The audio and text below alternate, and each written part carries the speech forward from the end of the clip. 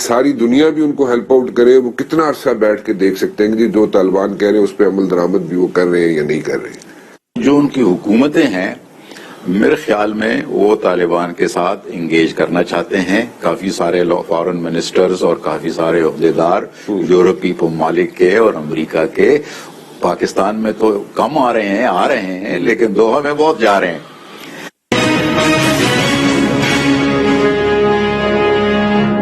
We are blamed for this thing نا کہ پاکستان اگر انوالو نہ ہوتا تو سوویت یونین ڈس انٹیگریٹ نہ ہوتا. دیکھیں میں اس میں ایک دو چیزیں آپ کو بتاؤں. سب سے پہلے جو سوویت ڈس انٹیگریشن ہے نا وہ صرف افغانستان کی وجہ سے نہیں ہے. یہ ہم تو تھوڑا سا ذرا اپنے آپ کو خوش کرنے کے لیے یا ایسا نہیں ہے, وہ ایک فیکٹر تھا. اچھا, سوویت یونین کے اپنے اندرونی حالات, ان کے اقتصادی حالات پہلے ہی بہت تکڑدوں تھے. افغانستان کے حالات کے علاوہ بھی افغانستان ایک ایڈیشنل فیکٹر تھا. جہاں تک ہمارا سوویت تعلقات کا سلسلہ تھا, دیکھیں وہ لوگ کہتے ہیں کہ جی یہ آپ لوگوں نے تو وارم واٹرز کا بہانہ بنا کے تو آپ لوگ, امریکہ نے آپ کو ایسی کہہ دیا, جبکہ ان کا تو کوئی ارادہ نہیں تھا وارم واٹرز کا. حقیقت یہ ہے کہ 1971 میں انہوں نے سوویت یونین نے کیا کیا تھا, وہ ڈائریکٹلی انڈین سائٹ پہ تھا, چاہے وہ یو این سیکیورٹی کاؤنسل میں تھا, چاہے وہ ملٹری سپورٹ میں تھا, چاہے وہ treaty of friendship and cooperation with India تھی جسٹ بفور دا 71 وار. انہوں نے اوپنلی انڈیا کو سپورٹ کیا اور انہوں نے اوپنلی ایسٹ پاکستان کے سپریشن میں ایک ڈائریکٹ یو این میں بھی, انٹرنیشنلی بھی, پولیٹیکلی بھی, ملٹریلی بھی ان کو سپورٹ کیا. نمبر 1. 1973 میں بلوچستان کی انسرجنسی میں ڈائریکٹ سوویت انوالومنٹ کا میں نے پہلے ذکر کیا. نمبر 3. انڈین نیوکلیئر ٹیسٹ میں, انڈین ملٹری ایکسپینشن میں تھرو دا 70s ڈائریکٹ اور ویری اسٹریٹجک سوویت پارٹیسپیشن تھی.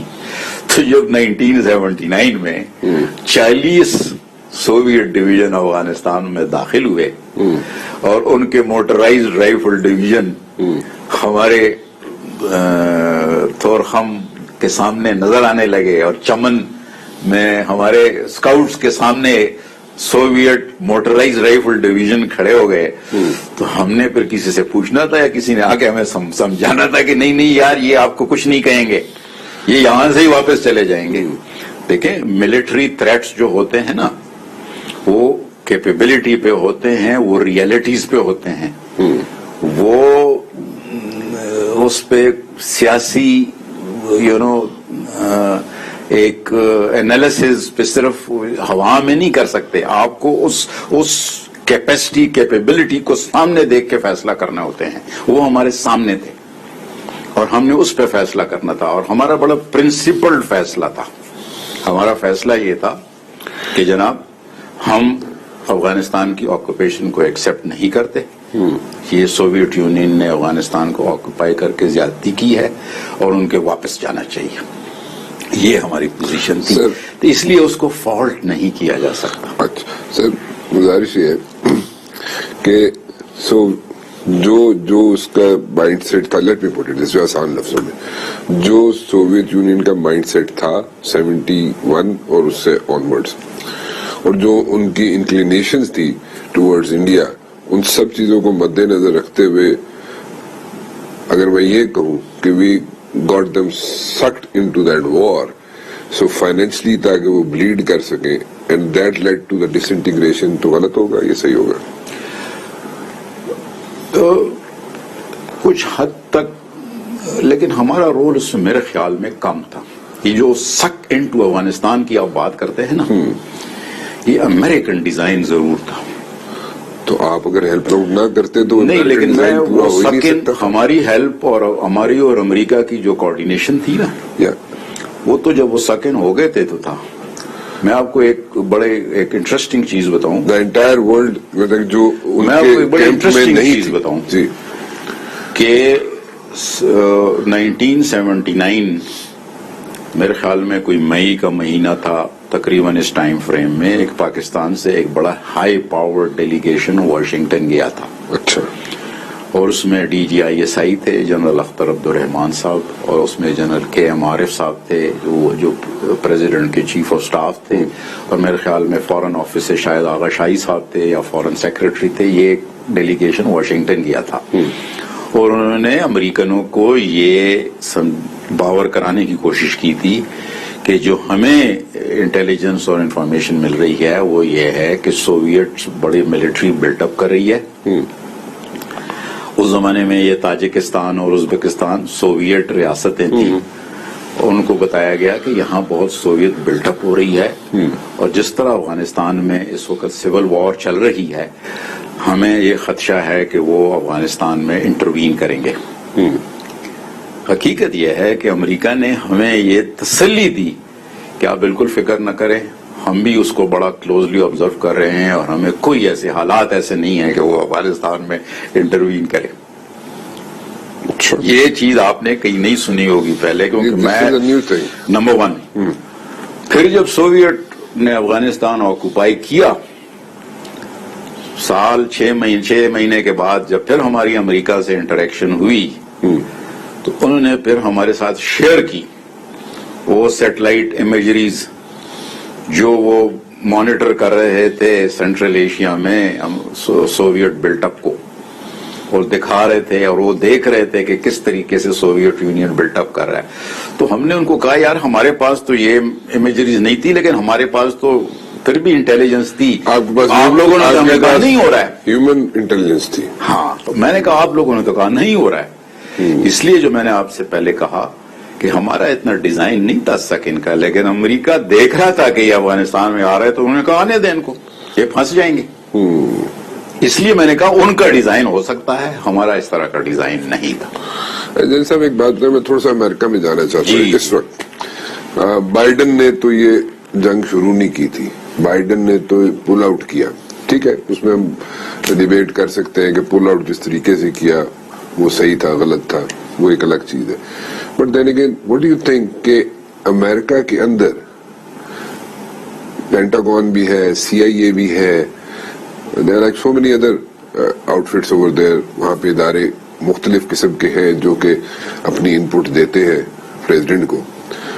آپ کے خیال میں سی آئی اے یا پینٹاگون ایک پیج پہ تھے کہ جناب یہاں پہ رہنا چاہیے امریکہ کو افغانستان کے اندر, یا پل آؤٹ کر لینا چاہیے؟ اور اگر پل آؤٹ کر لینا چاہیے تو کیا سی آئی اے چاہتا تھا کہ امریکہ پل آؤٹ کر جائے افغانستان سے, پہلے کر جائے یا بعد میں کر جائے, کیا اس میں؟ دیکھیں میں آپ کو صاحب شروع سے 9/11 کے بعد سے میں آپ کو سچویشن بتاتا ہوں کہ امریکہ جب افغانستان میں آیا تو وہ ایک بدلے کی نیت, ریونج کے انٹینٹ سے آیا. کیونکہ 9/11 ہو گیا تھا, اور انہوں نے پھر ملا عمر سے اور طالبان کی حکومت سے یہ ایک ڈیمانڈ کی تھی کہ آپ القاعدہ کو ہمارے حوالے کریں, اور نہیں ہوا تھا. اور امریکن عوام کی یہ توقع تھی کہ امریکہ 9/11 کا بہت جلدی بہت سخت جواب دے گا اور بدلہ لے گا. اس ماحول میں انہوں نے افغانستان میں پہ اٹیک کیا اور افغانستان میں آئے. لیکن وہاں 9/11 نے امریکہ میں ایک بڑا مائنڈ سیٹ ہائی لائٹ کیا جس کو ہم نیو کونس کے طور پہ بھی پہچانتے ہیں, نیو کنزرویٹو جن کو کہتے ہیں, اور اس میں بہت سارے نام سامنے آئے. اس وقت وائس پریزیڈنٹ ڈک چینی کا نام لیا گیا, اسی وقت کے جو سیکرٹری آف ڈیفنس تھے رمسفیلڈ, ڈپٹی سیکرٹری وولفووٹز, اور کئی اس میں نام مختلف لوگوں کے لیے گئے. اور یہ سلسلہ یہ جو نیو کونس کا ہے یہ چلتا رہا.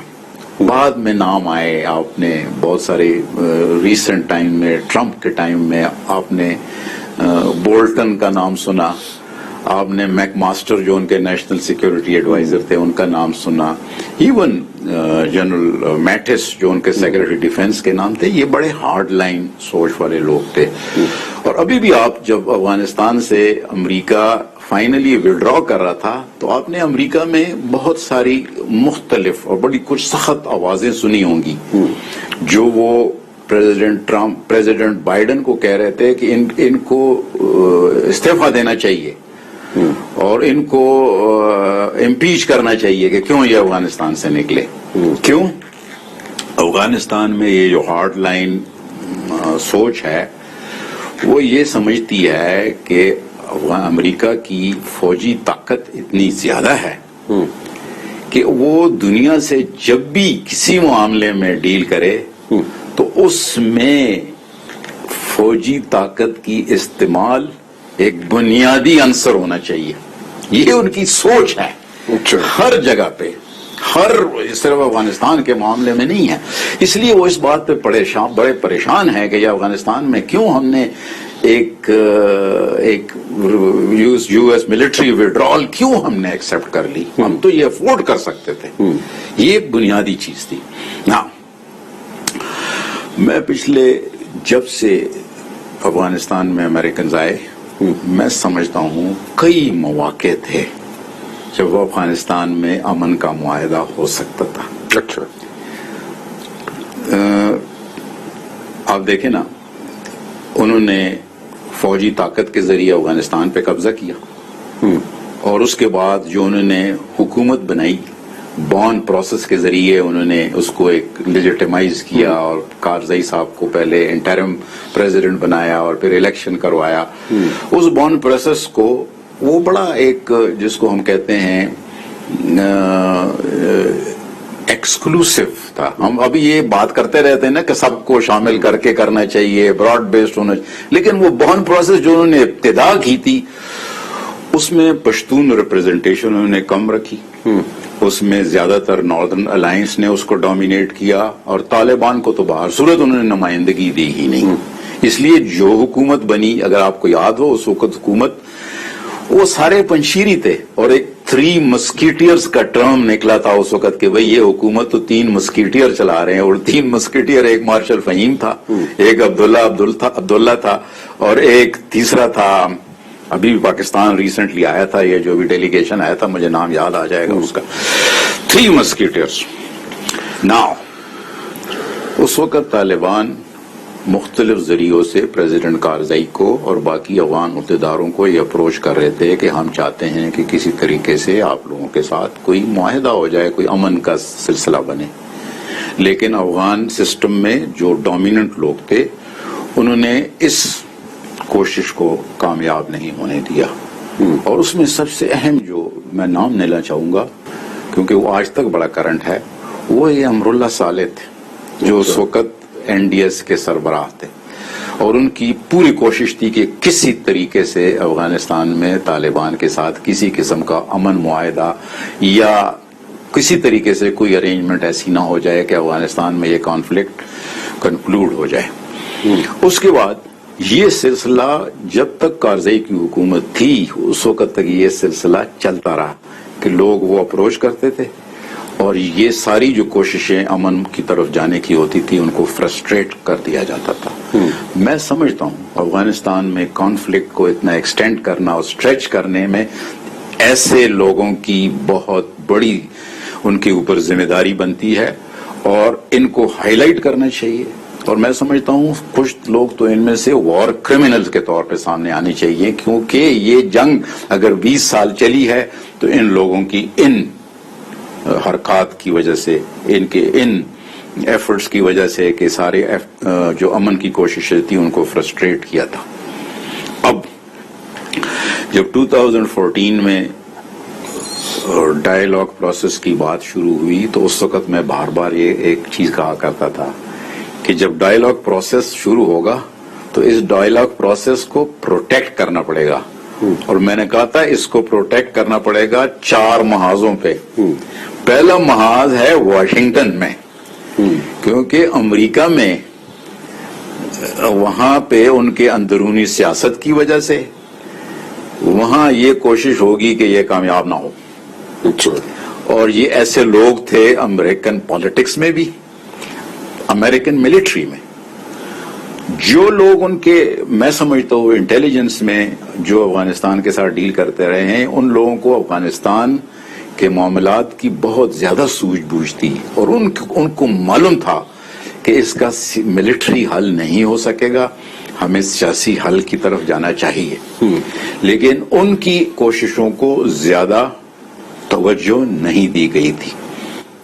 دوسرا محاذ میں نے کہا تھا کابل میں اس کو بچانا پڑے گا، کیونکہ کابل میں نے آپ کو بتایا کہ کابل میں ایک وار اکانومی کے بینیفیشری سامنے آ گئے تھے، ان کو تو جنگ سے ہی فائدہ تھا، جب تک جنگ چلی تھی ان کا میٹر ڈاؤن ہونا تھا، ان کو فائدے ہونے تھے۔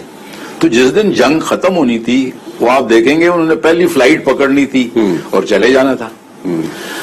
وہ لوگ بالکل نہیں چاہتے تھے کہ کوئی ڈائیلاگ پروسیس میں کامیابی ہو۔ تیسرا محاذ میں نے کہا جس پہ اس کو پروٹیکٹ کرنا پڑے گا، اس ریجن میں ممالک ہیں جو نہیں چاہتے تھے کہ افغانستان میں جنگ ختم ہو۔ اس کی بہترین مثال انڈیا ہے۔ انڈیا کو پتا تھا کہ جس دن یہ جنگ ختم ہوگی اور امن ہو جائے گا اور طالبان اگر واپس آ گئے تو بس ان کا تو جو افغانستان میں انہوں نے حساب کتاب بنایا ہوا تھا پاکستان کو ڈی اسٹیبلائز کرنے کا، وہ ختم ہو جائے گا، اور آپ نے دیکھ لیا وہی ہوا۔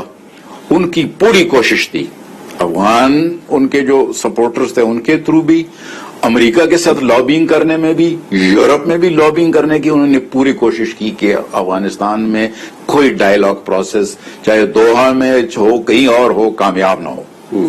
ان کی پوری کوششوں کے باوجود یہی ہوا۔ جو چوتھا محاذ میں نے کہا تھا کہ ادھر بھی ہمیں خیال رکھنا پڑے گا کہ طالبان کے اندر ہمیں ایسی ڈیمانڈ طالبان پہ نہیں پلیس کرنے چاہیے، ایسے شرائط ان پہ نہیں ڈالنے چاہیے، ایسا پریشر نہیں ڈالنا چاہیے کہ اگر وہ طالبان اس طرف جاتے ہیں تو طالبان میں آپس میں انتشار ہو جائے گا اور ایسے زیادہ سخت گیر حلقے سامنے آ جائیں گے جو کہیں گے کہ نہیں ہونا چاہیے امن۔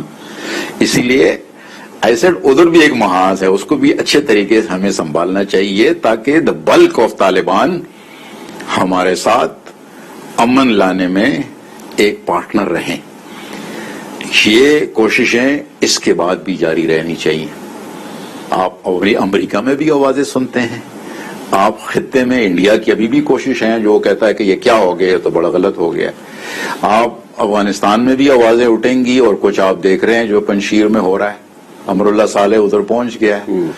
اور آپ ہمیں یہ بھی فکر رکھنی چاہیے کہ اگر طالبان پہ انٹرنیشنل پابندیاں سخت ہوں گی، افغانستان میں ان کو کامیابی نہیں ملے گی، تو طالبان کے اندر بھی ایسی مشکلات ان کے لیے لیڈرشپ کے لیے پیدا ہو سکتی ہے۔ اس کا خیال رکھنا چاہیے۔ جنرل صاحب، سی آئی اے اس چیز کی فیور میں تھا کہ وہاں سے پل آؤٹ کیا جائے یا نہیں تھا؟ جنرل صاحب، سی آئی اے اس چیز کی فیور میں تھا کہ وہاں سے پل آؤٹ کیا جائے یا نہیں تھا؟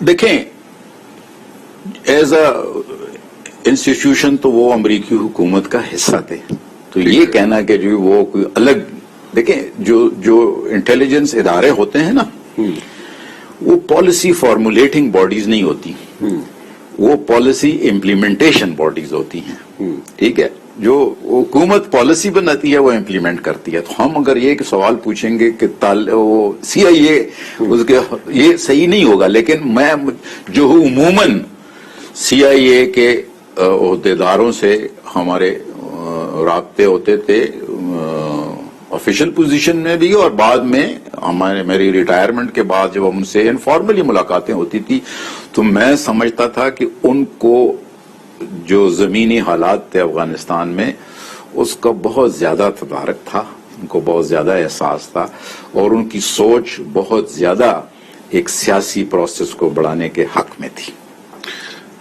Definitely it was a surprise for را جو کچھ ہوا افغانستان میں، اور میرے خیال میں وہاں پہ انٹیلیجنس فیلئر تھا را کا، ایسا ہی ہے کہ نہیں؟ لیکن صرف را کو سرپرائز نہیں تھا، آپ سنیں گے کہ جی پوری دنیا میں، امریکہ میں بھی لوگ کہتے ہیں کہ بڑا جی شاک ہوا، افغان حکومت بھی کہتی ہے کہ شاک ہوا ہے، یورپ میں لوگ کہہ رہے ہیں، میڈیا کہہ رہے ہیں، ہمارے ہاں پاکستان میں بھی لوگ کہہ رہے ہیں کہ بڑا ہی شاک ہوا ہے۔ میں نہیں سمجھتا کہ ایسی اس میں آخری جو توقع تھی کہ جس رفتار سے طالبان آگے بڑھ رہے تھے، شاید یہ نہیں توقع تھی کہ بالکل ہی اشرف غنی ایک دن میں بھاگ جائے گا. ہمارا خیال یہ تھا کہ کوئی شاید 1-2 مہینے مزید چلیں گے. اس حد تک تو آپ کہہ سکتے ہیں کہ وہی 2 مہینے کی بجائے شاید 2 دن میں ہو گیا تو وہ تو ایک سرپرائز شاید سمجھیں. لیکن اب آپ اسٹریٹجیکلی اگر آپ افغانستان کے حالات کو پچھلے 10 سال میں دیکھیں تو کوئی سرپرائز نہیں تھا. سرپرائز اس لیے تھا کہ جو امریکہ اور نیٹو کے عہدیداران تھے افغانستان میں, جو افغانستان کی حکومت تھی, وہ سچ نہیں بتا رہے تھے اپنے لوگوں کو بھی اور بین الاقوامی جو کمیونٹی ہے ان کو بھی سچ نہیں بتا رہے تھے. ملٹری سچویشن کا بھی سچ نہیں بتا رہے تھے. جو افغان گورنمنٹ کی کارکردگی تھی اور جو ان کو پاپولر سپورٹ تھی اس کا بھی سچ نہیں بتا رہے تھے. جو افغان ملٹری کی کیپیبلٹی تھی اس پہ بھی سچ نہیں بتا رہے تھے. کیونکہ جب امریکہ نے فیصلہ کر لیا تھا کہ ہم نے ایگزٹ اسٹریٹجی ہماری یہی ہونی ہے کہ ہم نے افغان حکومت کے حوالے کر کے افغان فوج کے حوالے کر کے چلے جانا ہے, تو ان کو مجبوراً اپنے لوگوں کو بتانا تھا, انٹرنیشنل اوپینین کو بتانا تھا کہ جناب ہم نے بڑی مضبوط فوج کھڑی کر دی ہے اور اب وہ طالبان کا مقابلہ کریں گے اور ہماری فوج کی ضرورت نہیں ہوگی اور ہم چلے جائیں گے. یہ سارا ڈس انفارمیشن پہ مبنی تھا. اس کا نتیجہ یہ ہوا کہ یہ ڈس انفارمیشن کے وہ سب سے پہلے جو اس کے وکٹمز تھے نا وہ خود بنے. جب دوحہ نیگوسیشن شروع ہوئے تھے تو دیٹ مینس کہ اس وقت ایگزٹ اسٹریٹجی بن رہی تھی, ایسے ہی میرے خیال میں اس سے پہلے بن گئی تھی. اس سے پہلے بنی تھی. دیکھیں یہ تقریباً جب پریزیڈنٹ بش فارغ ہو گئے تھے اور پریزیڈنٹ اوباما آ گئے تھے حکومت میں 2009 میں, تو اس وقت سے امریکہ میں یہ سوچ بنی تھی کہ بھئی ہم نے کیسے افغانستان سے نکلنا ہے. اور پھر آپ کو یاد ہے 2009 میں وہ آئے تھے تو 2010 میں پھر اسامہ بن لادن والا ایبٹ آباد والا کیس ہوا. اس کے بعد تو پھر امریکہ میں یہ آوازیں اٹھنی شروع ہوئی کہ بھئی ہمارا تو جو آبجیکٹو تھا ہم نے تو حاصل کر لیا, وائی آر وی ان افغانستان. اور جو افغانستان میں امریکی کارروائیاں تھی اس کے لیے جو پولیٹیکل سپورٹ, پبلک سپورٹ امریکہ میں تھی اور جو نیٹو کی سپورٹ نیٹو ممالک میں تھی وہ دن بدن ختم ہو گئی تھی. اور یہ ان کے لیے کوئی ایشو نہیں تھا کہ بھئی کیوں ہماری فوج افغانستان میں ہے. تو یہ سوچ اس وقت سے چل پڑی تھی اور اسی وقت سے یہ اسٹریٹجی بننی شروع ہوئی ہے کہ بھئی ہم یہ معاملات, فوجی معاملات افغان فوج کے حوالے کرنا شروع کر دیں اور ہم کسی طریقے سے طالبان سے کوئی ایسا ارینجمنٹ کریں کہ وہ آ کے اس حکومت میں شامل ہو جائیں اور یہ نظام ہم نکلیں اور یہ چلتا رہے جتنی مرضی چلے, اس کے بعد پھر افغان سنبھالیں. جو سٹیس ہم نے لیا تھا پاکستان نے 9/11 کے بعد وہ ٹھیک تھا یا ابھی جو سٹیس ہم لینے جا رہے ہیں یا لیا ہوا ہے ہم نے کہ ساری انٹرنیشنل کمیونٹی کے ساتھ مل کے ہم کوئی نہ کوئی یہاں پہ سٹیپ لینا چاہتے ہیں, کون سی چیز ٹھیک تھی, کون سی چیز ٹھیک ہے؟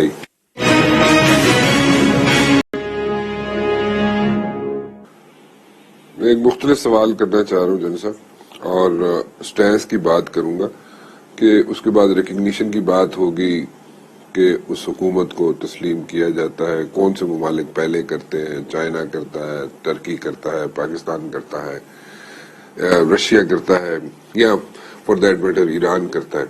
آپ کے خیال میں ایک تو ہمیں ریکگنائز کب کرنا چاہیے اس حکومت کو, what is the right time, number 1. Number 2 یہ جاننا چاہوں گا کہ جو سٹیس ہم نے لیا تھا پاکستان نے 9/11 کے بعد وہ ٹھیک تھا یا ابھی جو سٹیس ہم لینے جا رہے ہیں یا لیا ہوا ہے ہم نے کہ ساری انٹرنیشنل کمیونٹی کے ساتھ مل کے ہم کوئی نہ کوئی یہاں پہ سٹیپ لینا چاہتے ہیں, کون سی چیز ٹھیک تھی, کون سی چیز ٹھیک ہے؟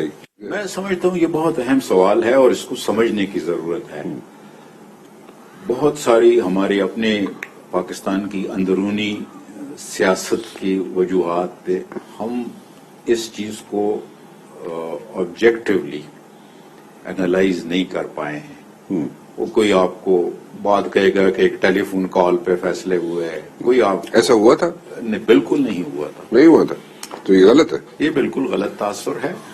کوئی ٹیلی فون کال آنے سے پہلے ہی جب پہلے تو 9/11 کے واقعات ہوئے تو ڈی جی ISI واشنگٹن میں موجود تھے اور انہوں نے خود وہ حالات کا جائزہ لیا اور انہوں نے پھر یہاں پریزیڈنٹ سے اور باقی جو اس وقت حکومت میں عہدیدار تھے ان سے ڈسکشن کی اور وہاں ہی امریکہ میں ان کے ساتھ بات چیت شروع ہوئی 9/11 کے بعد جی 9/11 کی جو وہ امریکہ میں ہی تھے اور ادھر ہی ان کے ساتھ وہ ISI کے ڈی جی اور CIA کے چیف کے آپس میں اس وقت مذاکرات ہو رہے تھے اور اسٹیٹ ڈپارٹمنٹ کے ساتھ ان کی بات چیت ہو رہی تھی تو وہاں ان معاملات پہ بڑی ڈیٹیل ڈسکشن ہوئی نمبر 1 دوسری بات یہ ہے کہ جب 9/11 کے واقعات ہوئے تو یہاں بھی پاکستان میں پریزیڈنٹ وزیر خارجہ تھے اس وقت ستار صاحب باقی جو حکومت میں اس وقت تو ملٹری حکومت تھی تو اس پہ کافی 1-2 دن ڈسکشن ہوئی ایک دن تو مکمل اس پہ یہ ڈسکشن رہی ہے اور اس پہ پھر پاکستان نے ان جو واقعات ہوئے 9/11 کے ان کو کنڈیم کیا اور یہ کہا کہ ہم بین الاقوامی جو سوچ ہے اس پہ کنسنسس ہے انٹرنیشنل کمیونٹی کے ساتھ کھڑے ہوں گے تو اس پہ کوئی تقریر اس پہ کوئی ٹیلی فون کال وال کی بات وہ فون نہیں آیا تھا مشرف کو وہ بعد میں آئے ہوں گے بہت ساری کالیں آئی ہوں گی لیکن اس سے پہلے یہ فیصلے اور یہ اعلانات ہو چکے تھے نمبر 1 دوسری میں آپ کو ایک اور چیز بتاؤں حقیقت یہ ہے کہ ہم نے طالبان کا بہت ساتھ دیا جب سے ان کی حکومت 1995 میں 96 میں قائم ہوئی کابل میں اور ہم پہلے ملک تھے جنہوں نے ان کو ریکگنائز بھی کیا ٹھیک ہے لیکن ہم نے اس نے ہمارے لیے بہت ساری مشکلات پیدا کی بین الاقوامی تعلقات میں ہمارے اوپر ہمیں آئسولیشن کا سامنا کرنا پڑا اور پاکستان میں 9/11 کے واقعات سے پہلے اور سیاسی حکومت کے دور میں بھی یہ سوچ چل رہی تھی کہ بھئی اس کو ہم کیسے سنبھالیں گے افغانستان کو کیونکہ طالبان تو ہمارا ان کے اوپر اثر نہیں تھا کہ ہم ان کے جو اندرونی جو ان کی پالیسی تھی ان کی سوچ تھی ہم اس پہ اثر انداز ہوتے اور ہمارے لیے بین الاقوامی طور پہ مشکلات دن بدن بڑھ رہی تھی 9/11 جب ہوا تو ہمارے لیے یہ ایک موقع تھا کہ ہم وہ پالیسی ریویو کریں اور اس وقت پالیسی ریویو اور اس میں بالکل کنسنسس تھی کہ جناب ہمیں جو بھی یہ معاملات ہوئے ہیں ہمیں بین الاقوامی دائرہ سے نہیں نکلنا چاہیے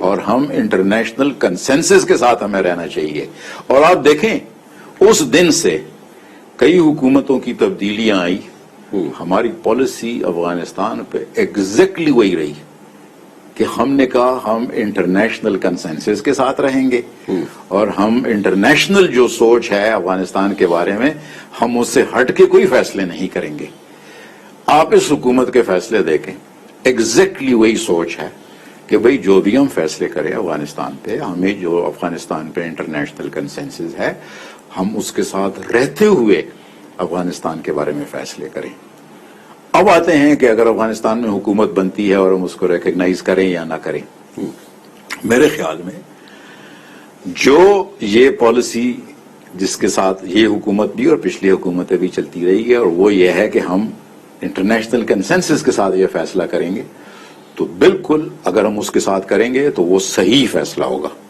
ہاں انٹرنیشنل کنسنسس میں یہ ہوگا کہ کچھ ممالک اس کو پہلے افغانستان کی حکومت کو تسلیم کر لیں گے کچھ آہستہ آہستہ آگے کرتے جائیں گے ضرور ہمیں وہ پہلے جو گروپ ان کو تسلیم کرے گی ہمیں اس میں شامل ہونا چاہیے کیونکہ اس میں ان کے افغانستان کے اسی ریجن کے ممالک ہوں گے روس کا ہے چین کا ہے افغانستان کا ہے تاجکستان ازبکستان ترکمنستان کا ہے ترکی کا ہے یہ ممالک ان کی پرائرٹی ہوگی کہ ہم افغانستان کے حالات کو کریں اس ریجن کے جو ممالک ہیں جب وہ تسلیم کرنا شروع تو ہمیں اس میں شامل ہونا چاہیے جو یہ اہم ممالک ہیں جو UN سیکورٹی کاؤنسل میں بھی ہیں جب یہ کرنا شروع کریں گے ہمیں کرنا چاہیے تو آپ کو وہاں پہ الٹیمیٹلی سیٹ افغانستان کی یونائٹڈ نیشن میں نکلتی ہوئی نظر آتی یہ دیکھیں یہ